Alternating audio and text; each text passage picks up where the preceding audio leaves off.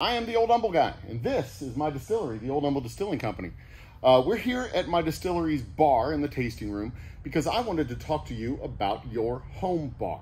A lot of people think that their home bar has to be fully appointed with all the alcohols and all the mixers just in case somebody orders some exotic cocktail. And I'm telling you, if your friends are coming over ordering some exotic cocktails, they need to go to a bar and spend $12 for an exotic cocktail.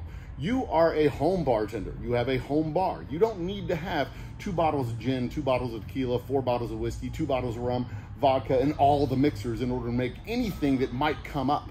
In the same way, in your kitchen, you don't have steak and fish and chicken and lasagna and spaghetti and anything that may need to be made in the case that anybody may order anything.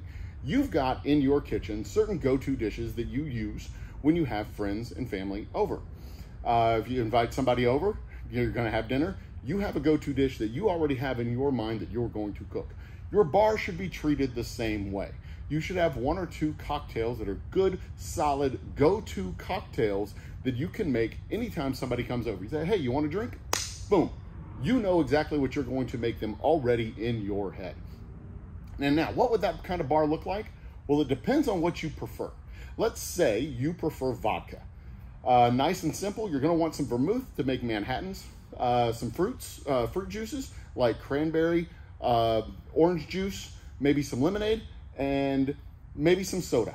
And I mean soda, actual soda water, to give it a little fizz, and then you're set. You've got a good solid home vodka bar. Your friends come over, hey, you wanna have a couple of drinks? Ice, cranberry, vodka, done. You've got yourself a solid home bar. Let's say you're not you've got the vodka, you're fine, but you want something a little bit with a little bit more flavor. Let's go with rum. Let's say you're a rum person, you prefer rum. Here's a dirty little secret that bartenders don't want you to know.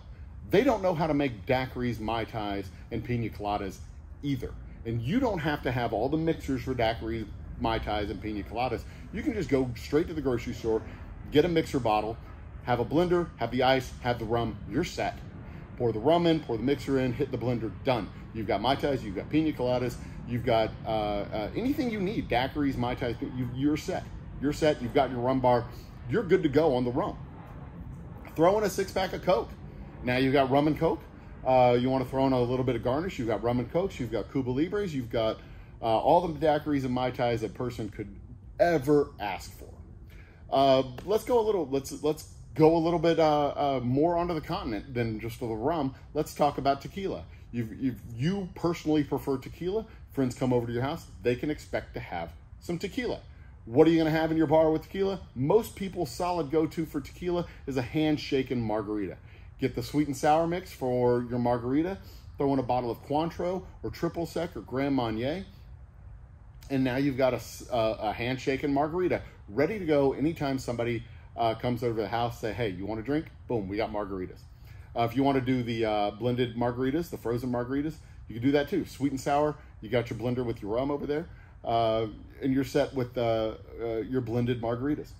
Or you can throw in a bottle of orange juice and a little bit of grenadine, and now you've got tequila sunrises. So that, from just a basic setup with 2 or 3 extra bottles with your tequila, you've got 3 good solid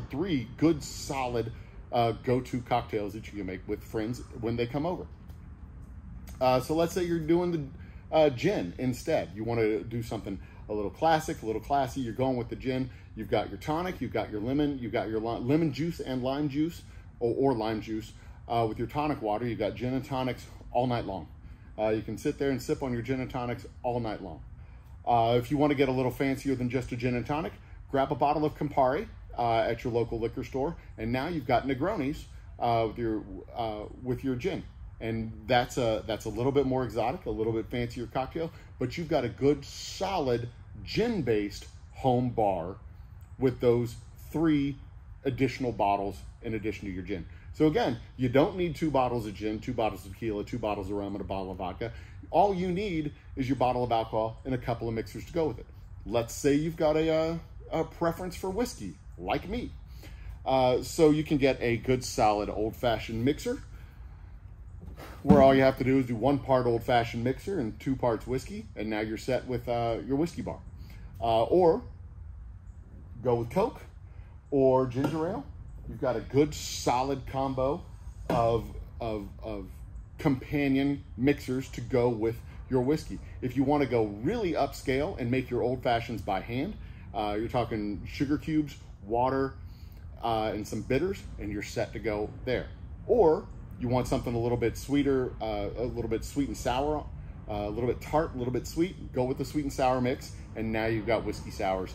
Again, all night long, easy to make, easy to mix, simple home bar recipes. And that's the secret to a good, solid home bar. You don't need all the alcohols and all of the mixers. You don't need to have a home bar that's as well appointed as some fancy bar downtown. Your home bar can simply reflect your personal preference, be a couple of bottles that you like and you're going to serve for folks, and reflect the preferences that you have for your drinks. And that is absolutely 100% the secret to a good home bar. So there you go. If you find yourself in the Humble area, come by and visit us here at the distillery. If you don't find yourself in the Humble area, keep visiting us online. We'll see you around. Cheers.